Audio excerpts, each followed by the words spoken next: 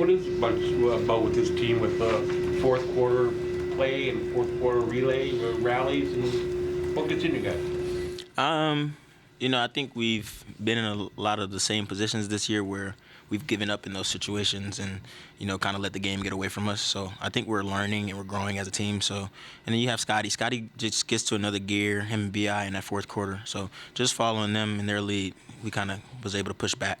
Even though they didn't shoot the ball very well tonight, any of the big threes, Emmanuel, Scotty, or Brandon, you guys still went to them in the fourth quarter. Is that just a trust thing with them? I mean, if you look at our entire season down the stretch, BI's been our guy at the end of the games, and then Scotty has just, been that guy on both sides of the ball towards the end of the game. So I think we have so much trust and belief in them that, when we do get down to those stretches, the ball has to be in their hands, whether it's going to be him scoring or him playmaking. What is it about the defense specifically in the fourth quarter? I mean, that was a big part of the comeback last night, a big part of the comeback tonight. Is it just kind of the sense of urgency that kicks in on that end of the floor? Yeah, of course. We're trying to fight back into it, and then you got guys like Colin who had some really big defensive plays at the end, and then a guy like Scotty who's supposed to be in the Defensive Player of the Year talks. I'm really trying to push that because we're out there, and I have so much confidence just because a guy like that is behind me. So towards the end of the game, when he's guarding Paolo and he's the guy up there pressuring, I feel really confident in the outcome. What about you? What about your role in these games, and are you feeling more comfortable leading the team on the court in these circumstances? Yeah, I mean, you just try to find the hot hand. I think BI hit a couple two shots, so we tried to go back to him, and then they switched up the matchup, and then we tried to play a little bit of two-man game with me and Scotty, and they have so much gravity that it opened up me a lot tonight. So same with Cole, kind of opened up him a lot because they have so much gravity. So I think it's easier for us, and it's getting way more comfortable because they're so worried about those two guys.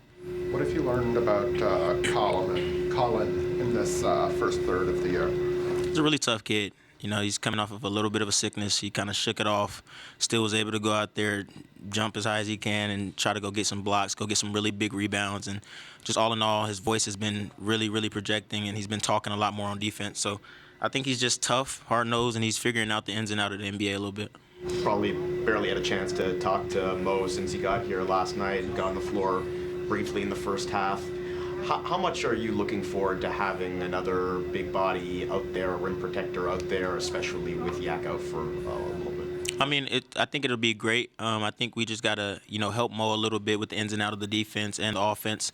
But, his skill set and what he brings, and I think he could really help us. His motor gets going. I've seen it firsthand. He went to UT. I'm an Austin kid. So I've seen Mo firsthand and what he can accomplish and what he can do. So I'm excited to play with him.